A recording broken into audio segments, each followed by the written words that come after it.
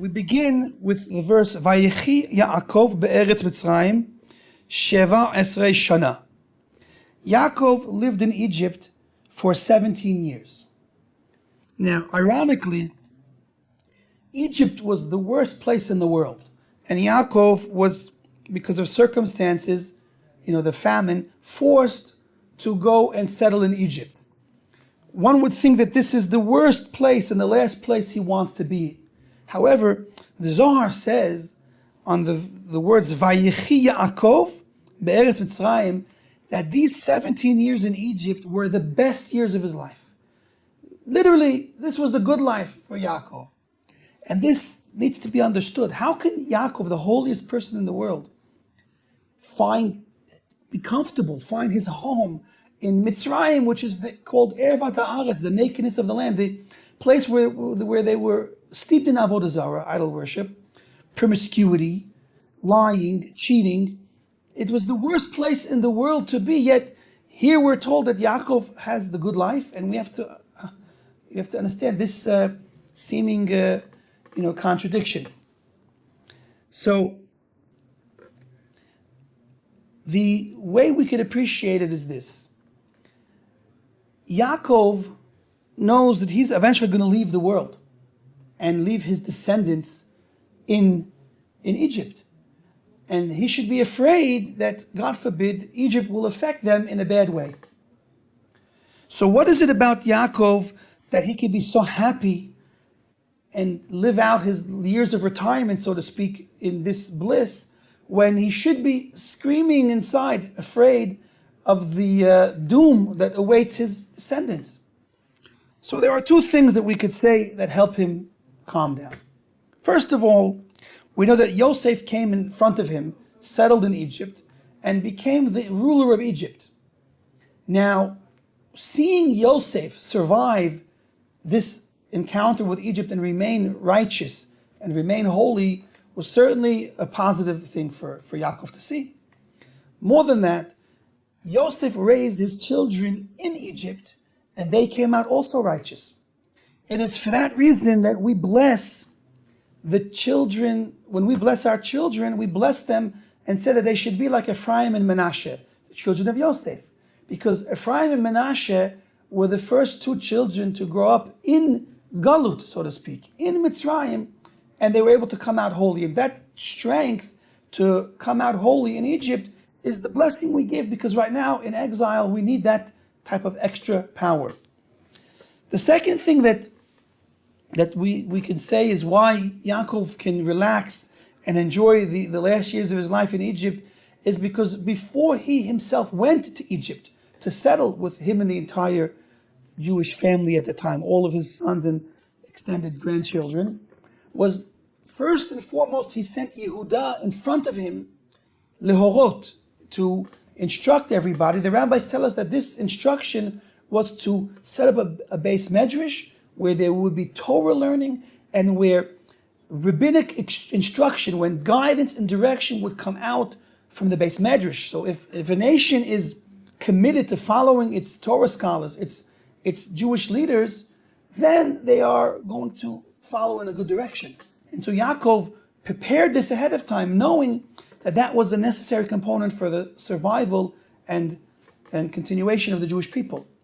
But perhaps the most important element of what was the key to the success of the Jewish people in Egypt and why Yaakov was content that they would survive was the fact that Yosef, in his genius, understood that the only way for the Jewish people to survive in Egypt was if we would seclude them, separate them from the masses.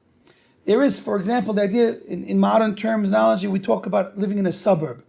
People could work in New York City, but living in New York City is terrible. Imagine a Jewish family trying to thrive in the heart of New York City with everything there. We won't get into the details. So there's the idea of a suburb. And that's exactly what we see here in the parsha of the Jewish people in Egypt. When the brothers of Yosef come to town, so of course Pharaoh's excited. He took over the world with one Yosef. Now he's told he's got Yosef's brothers, and they're bigger and stronger than Yosef. All I could imagine in Pharaoh's eyes, all he could see are the dollar signs, so to speak. How he's going to take over the world with Yosef and his brothers. But Yosef, understanding that, brings the weakest of the brothers, and he explains to them what to say to Paro. And he tells them to explain that we're shepherds, and that's what we do for generations, and that's our expertise. Now let me try to give you a little bit of an analogy, a little bit of a joke as well, how I interpret this whole dialogue between the brothers and Paro. Imagine in America, you bring to the biggest corporate leader, Donald Trump or whoever, you bring him your brothers, because you're of course $1 million man, you make him millions, and you bring him your brothers, which are supposed to also make him millions. And as soon as they start talking, he asks the brothers, so what do you do? Let me figure out how I can use you to become even more rich and more powerful. And the brothers answer, well, we're garbage men. We're garbage men. My dad is a garbage man. My granddad was a garbage man. We've been garbage men in all our life. We're garbage men. We are garbage experts. So what's going to happen? Obviously, the face on this businessman is going to, smile is going to turn to a frown, because he was imagining how he can make dollars off these people, and in the end, they're talking about garbage. That's to some degree how we could appreciate the dialogue between the brothers of Yosef and Paro. What exactly happened then was Paro was expecting to see all of these great talents and how he can use them to control the world, and they tell him that they're shepherds. Now, in that time and place, in this modern, civilized Egyptian society, being a shepherd was like being a garbage person. That was what being a shepherd was like. And so when they told him that we're shepherds, our father was shepherds and our grandfather was shepherds, and that's what's in our blood, being a shepherd, they were essentially telling them that you have no use for us. And by being told that you have no use for us, so of course when Joseph comes with the solution, let's send them off into a far-off place, Goshen, like the suburb. Let's put them there. Let's get them out of the way, and they won't be an embarrassment to Paro. So Paro's like, great, Yosef, you're a genius. You saved me. Let's get them as far away from the Egyptian society as we can, because they're just going to be an embarrassment for us. And in doing so, Yosef understood, of course, what was happening, and he saved the Jewish people. Because in order for the Jewish people to survive, we have to maintain a level of purity and sanctity and wholesomeness. And if we're in the heart of Manhattan, 48th and Broadway, I think that's pretty action-packed over there. If that's where you're trying to raise your daughter to be a modest woman, and that's where you're trying to raise your son to be devoted to serving Hashem, that's not the place.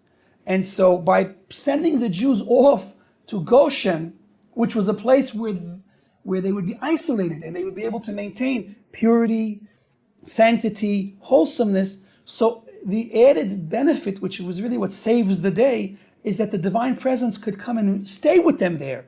Had they been in Egypt proper, so in all that impurity, who says that they would have been able to connect with Hashem in the same way? And as a matter of fact, we find later on that Moshe Rabbeinu himself had to leave Egypt in order to pray to Hashem, because Egypt was full of all of these bad things. So with this and everything we're saying now, we can appreciate that how does Yaakov live out his golden years, so to speak, in Egypt without being so worried, is because everything was set in place for success. He had the Beis Medrash, he had Jewish leadership, and we had isolation from the influences and the unfortunate negative things that our children would be exposed to. With all that, we can appreciate how Chazal tell us that throughout the generations, the Jews kept their traditions. They kept their Jewish names, they kept their same clothing, and they kept their names. And these are just simple things we're being told, but the depth of keeping their names and keeping their look unique and keeping their language unique meant that they were staying true to the ways of their ancestors. And in that sense, they survived as a people through that exile. Now, of course, history is important, but if history is not being used to teach us about the future, then it's just a history lesson, and that they do in secular schools. Here, when we have a history lesson, understanding how the Jews survived in Egypt, it's really a lesson for us here and now, because how do we survive in this time of exile with all of the exposure we have? Today in our living room, you can have anything you want. You turn on the computer, click a few buttons, and the whole world is there. the greatest test we've ever faced, we perhaps face today. How do we survive? Well, we survive with these same messages. A devotion to traditional values. The base medrash has to be the main thing. Torah and the guidance of our rabbis. We have to stay out of the limelight and the fancy idea of trying to conquer the world, because when you conquer the world, at the end of the day, you get conquered with it. You think that you could be involved and mingle and not get affected and get tarnished. No, you get affected as much as you're affecting. And so we have to know how to maintain a little bit of a secluded type of lifestyle, in that we can maintain our purity and sanctity, and hope for children and grandchildren to continue in a way of Torah and mitzvot. The modern approaches, unfortunately, we see the results, and it doesn't have the continuation that we see in the traditional approach. So we're not trying to compare who's better, who's not, but when we're talking about saving our children and seeing our children continue, so we want to not take any chances. And again, anytime you remove these barriers, you just make it more risky and more dangerous for our children to survive. So that's the same way that we survived in Egypt is the same way we're going to survive now and tomorrow.